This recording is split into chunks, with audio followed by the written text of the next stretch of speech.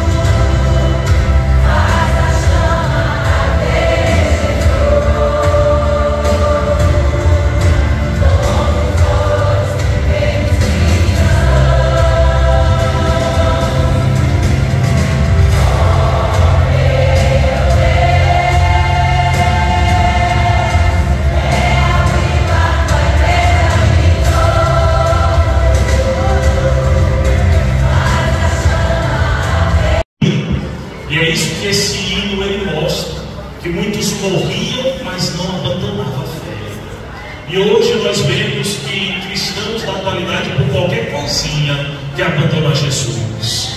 Isso é um exemplo para nós. É um exemplo que nós devemos continuar firmes, independente dos obstáculos. Devemos continuar avançando para o alto que é Jesus. Vamos ouvir com Jairson. Ele fala para Timóteo que era para confrontar um evangelho que estava sendo pregado lá, um evangelho que se tratava muito sobre leis, de alguns entendimentos e conhecimentos a quais os homens achavam que estavam sabendo. Porém, Paulo não. Paulo ele pede para que Timóteo ele resista, que ele pregue o evangelho genuíno, que não deixasse esse falso evangelho tomar de conta do povo. Por quê? Porque ele entende que esse evangelho, e ele traz nessas palavras, foi o evangelho que tratou com a vida dele, aleluia. Foi o evangelho que transformou a vida dele, e ele tinha entendimento de que se esse evangelho fez isso com ele, aleluia, era capaz de transformar a vida de qualquer outro.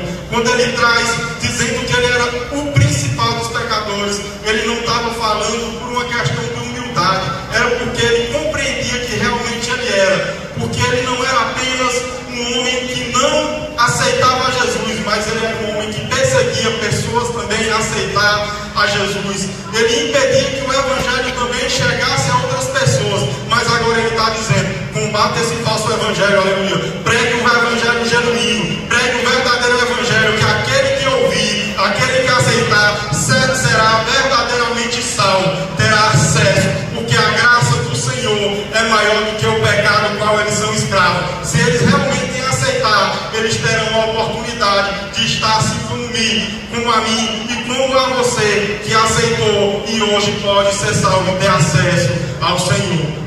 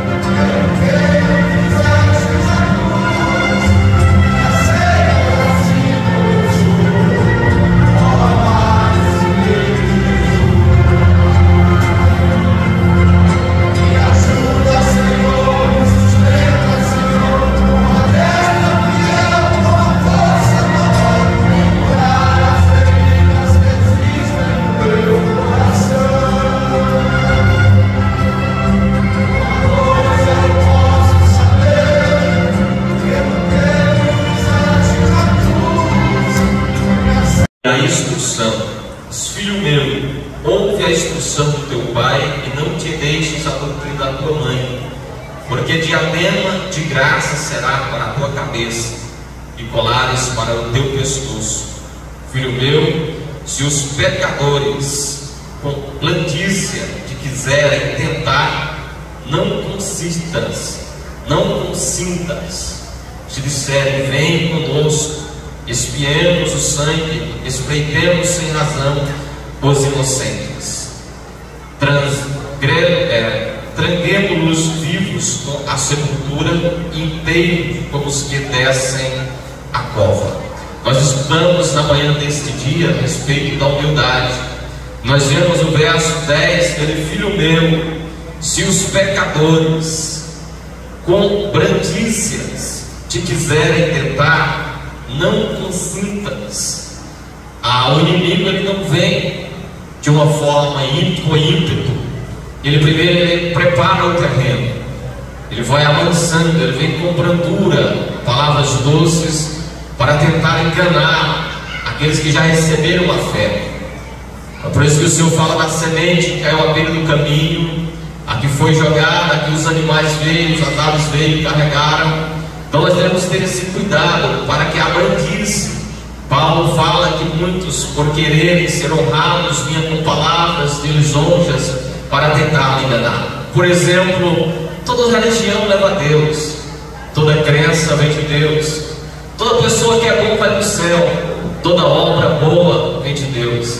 São coisas que tentam enganar o coração do homem, tentam driblar o coração e a fé das pessoas. Mas Jesus Cristo ele afirmou que sem Ele nada podemos fazer. Ele deu as instruções que Ele é o caminho, a verdade e a vida. Então nem toda religião vai levar a Deus.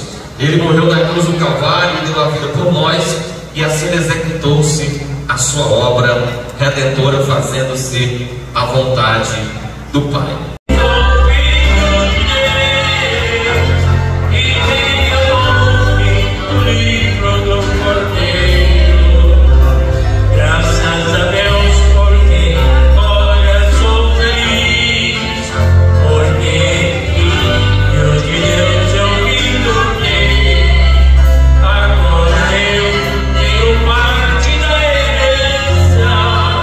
Porque a salvação em Cristo eu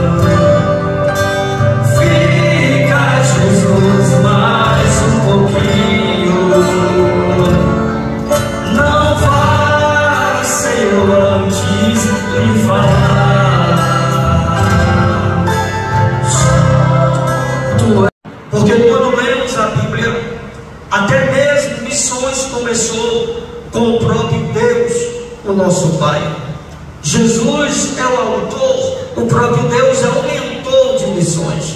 Por causa disso, Ele enviou o seu Filho unigênito a toda essa humanidade, para que todos fossem salvos. Quando lemos a Bíblia, diz: porque Ele amou o mundo de uma tal maneira. Então, missões é algo que já existia há muito tempo atrás.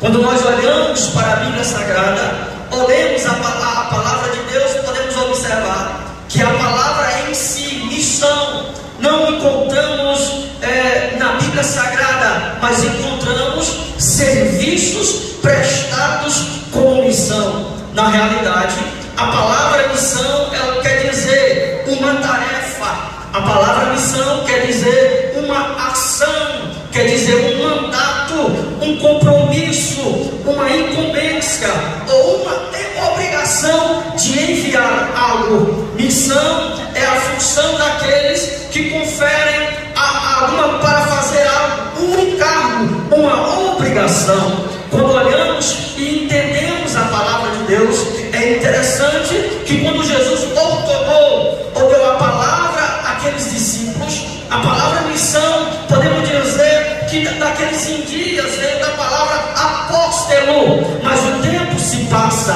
podemos trazermos para os nossos dias. A palavra missão tem um sentido de dizer a igreja de Cristo sendo enviada ao mundo, a igreja de Cristo saindo de quatro paredes e indo para o mundo pregando a palavra de Deus. É interessante que quando observamos e vemos que a Bíblia diz naquele tempo que os homens de Deus, os discípulos haviam feito o trabalho que Jesus havia os proporcionado. Os discípulos, muitos não pararam, muitos não desistiram, muitos até morreram por questões de algo relacionado a missões de Cristo. Então, missões quer dizer uma obrigação, é um mandato.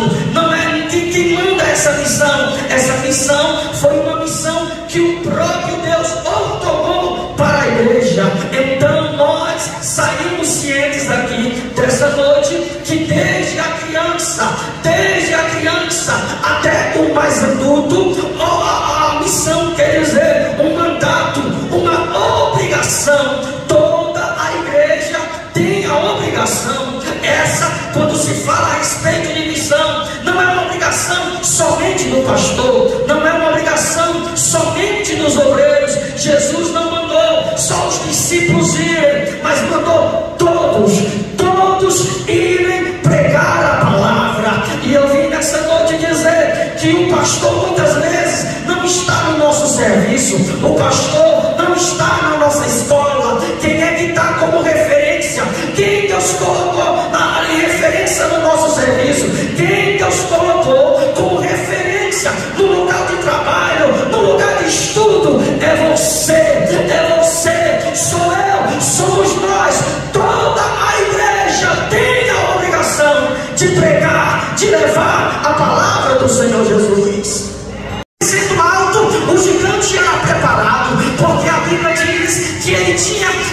capacete sobre a sua cabeça, ele tinha dardos, ele tinha couraça, ele tinha perneira. É tanto que a Bíblia diz que só a ponta da lança, da ferramenta de Golias, pesava 7,2 kg. Não era qualquer nação, não era qualquer povo. E como Israel iria enfrentar esse povo se não tinha quem fabricava as armas, que não tinha quem pegava os instrumentos, e quem pegava os instrumentos e afiava os instrumentos? Seria um momento angustiante para aquela nação, porque se não houvesse ferreiro, daqui um pouco não havia ferramentas, não havia armas.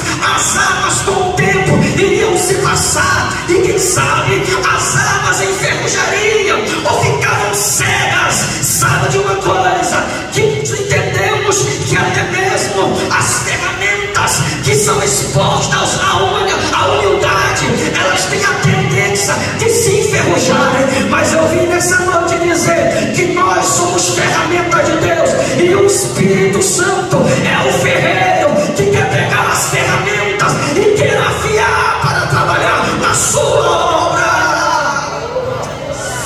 Oh, aleluia, aleluia, aleluia. Nós somos dotados como ferramenta.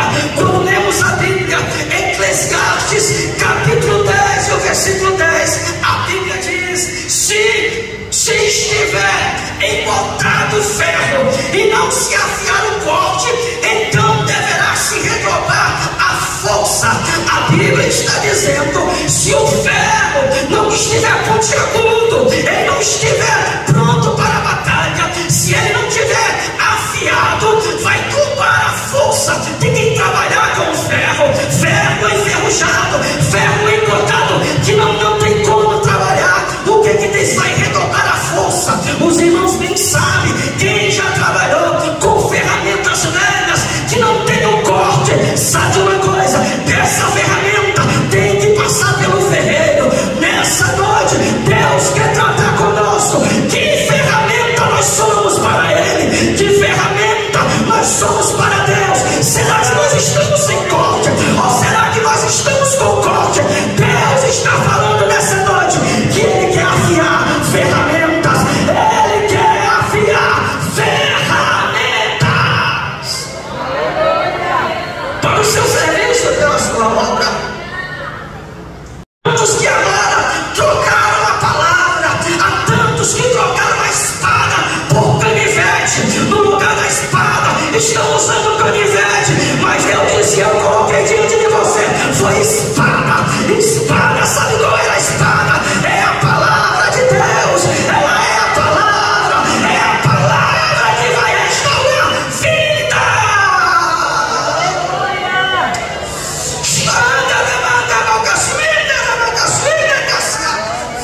Oh, aleluia!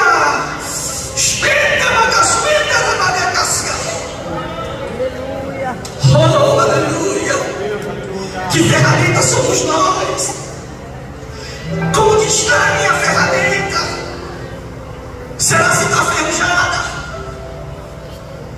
Se está ferrujada nessa noite, o ferreiro quer te afiar. Aleluia! Talvez você ficou exposto à humildade. E a ferramenta exposta à humildade, ela tende a se enferrujar. Mas Deus está dizendo nessa noite: é você, é você, é você, é você que eu quero afiar nessa noite. É você.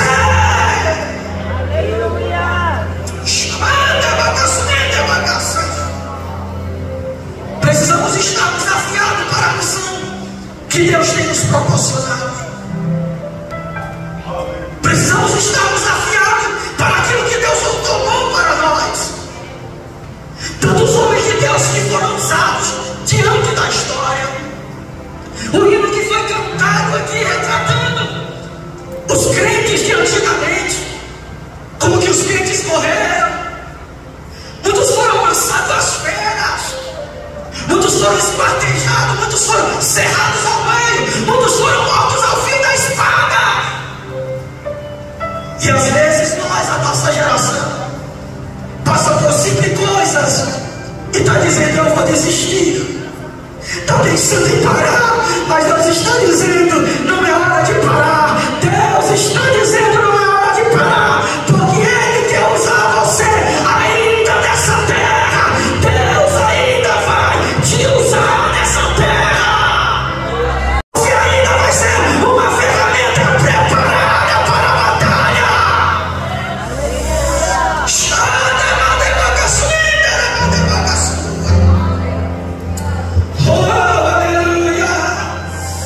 Aleluia, Senhor.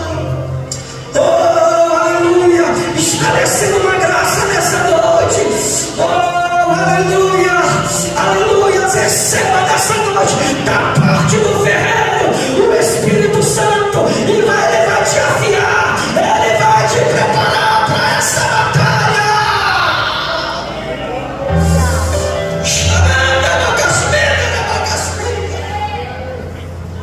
Tantos homens que foram usados na história se colocaram como ferramentas ao ponto de serem usados. Porque não lembramos de homens como Charles Finney, que foi um dos maiores pregadores avivalistas de todos os tempos. O Charles Finney, ele tinha um momento íntimo com Deus.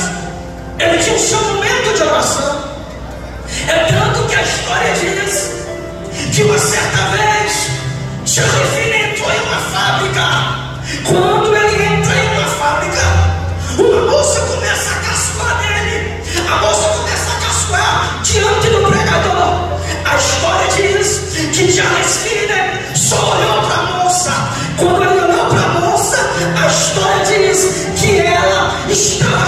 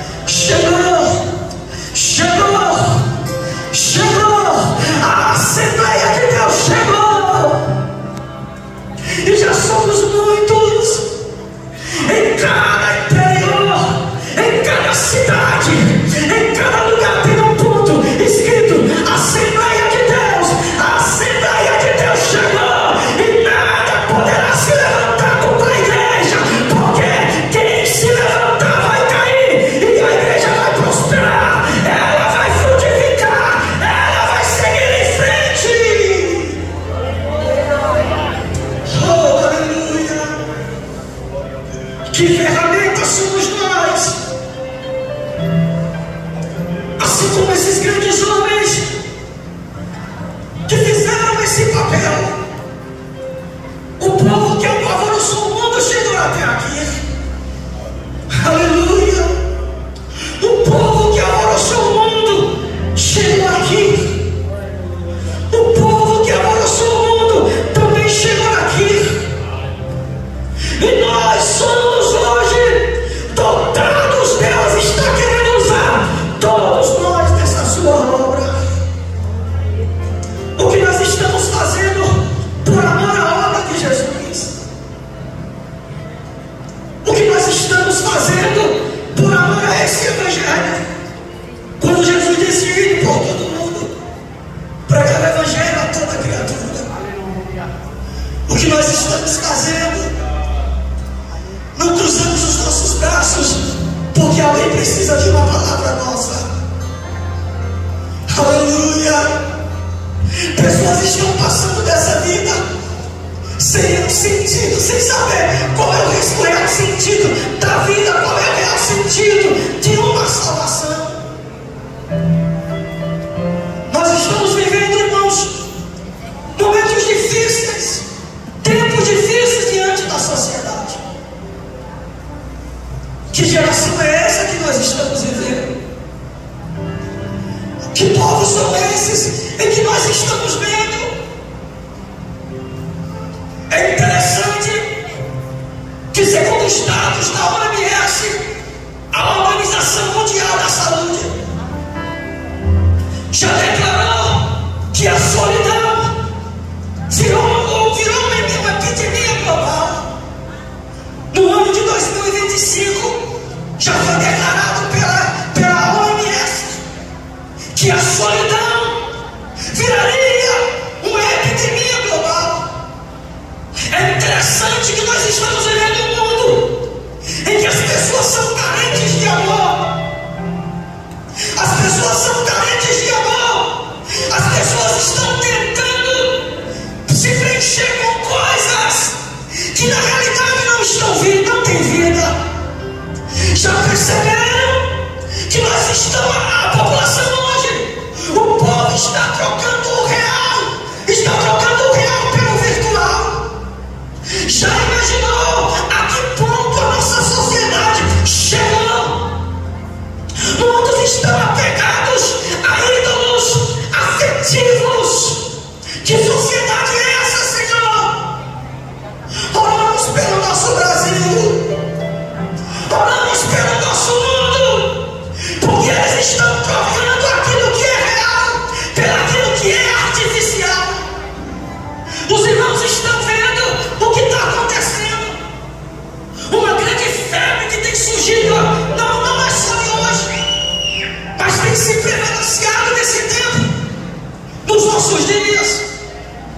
Quem não lembra de um vídeo de uma mulher conhecida como Carol Rossi, que em menos de 4 dias teve mais de 50 milhões de visualizações, quando ela simulou um parto,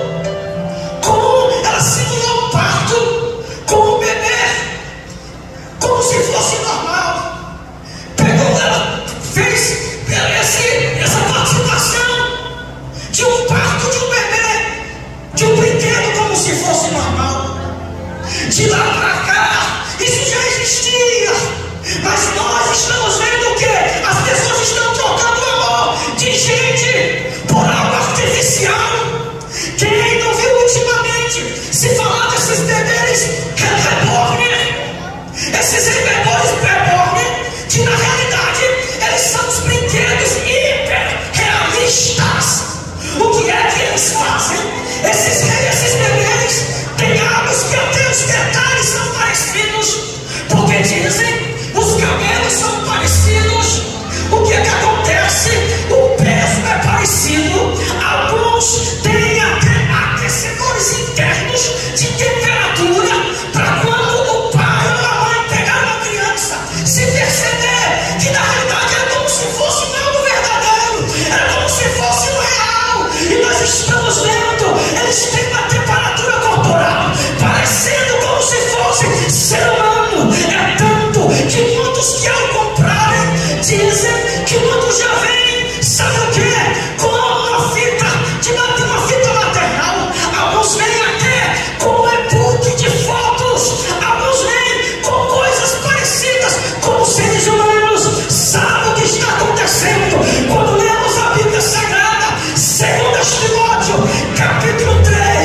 versículo 1 ao versículo 5, Paulo diz que as pessoas seriam nos últimos dias, seriam sem afeição natural. Sabe o que quer dizer? Na palavra, o real significado significa falta de amor pelos seres humanos. As pessoas estão pegando, sabe o que? Pegando isso, fazendo ídolo afetivo. Mas sabe uma coisa? Isso não é a solução. Sabe quem é a solução? É Jesus, é Jesus, é Jesus. Jesus preste.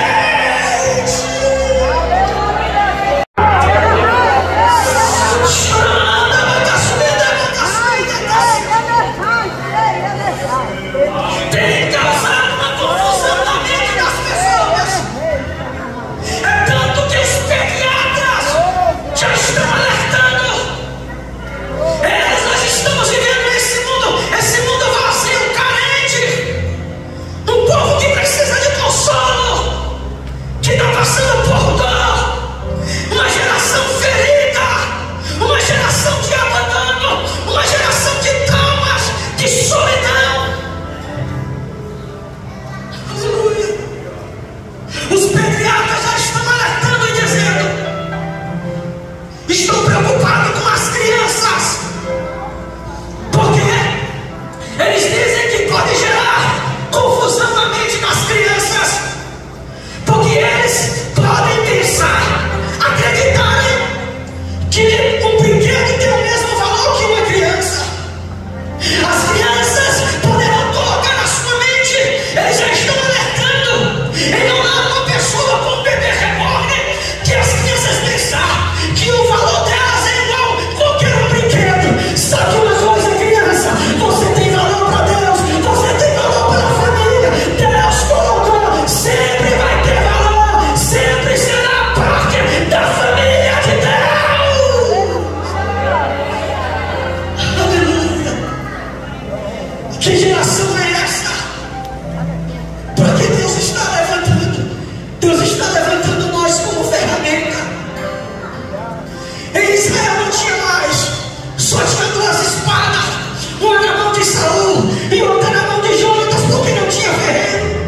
Mas sabe uma coisa? Aqui na igreja tem ferreiro, aqui tem o Espírito Santo, aqui tem Deus, aqui tem o Espírito Santo. E se tem Espírito Santo, a ferramenta não vai ficar enferrujada. E se tem Ele, a espada vai ter corte. Se tem Ele, a espada vai ser pregada. Doe quem doer, mas ela vai ser pregada, porque o Espírito Santo mora, existe dentro de nós. Sabe de uma coisa? Aonde tem Jesus tem vida. Aonde essa palavra chega, aonde ela chega, muda. Então estão tentando tirar Jesus das escolas, mas aonde Jesus chega, Jesus tem vida. Jesus tem vida. Então Deus está contando conosco como ferramenta nesses últimos dias. Como nós temos se comportado como ferramentas. Deus tem usado esses grandes homens como ferramentas. O que nós temos feito por essa obra do Senhor Jesus? Quando se pegaram a mão uma criança de 12 anos em um país comunista, foi levado para uma igreja pelo seu coleguinha. Lá ele aceitou Jesus. O país comunista é um país onde não se deve pregar o Evangelho. A criança aceitou Jesus. Quando ela aceitou Jesus, ela disse: agora eu vou pregar na praça que Jesus é o Salvador do mundo. O pastor disse: criança, não vai não precisa. Aqui nós estamos em um país comunista. Ela disse: assim como Jesus fez comigo, eu vou pregar na praça. A criança vai pregar na praça. Quando ela vai pregar na praça, o soldado vê a criança pregando. Quando ela vai pregar, ele diz: prende a criança. Diz: aqui não é lugar para falar desse tal Jesus. Prenderam a criança. Quando completa uns dias, tem uma criança de 12 anos. Sabe para onde ela vai? Ela vai para o mesmo lugar. Ela vai para a praça dizer: Jesus é o Salvador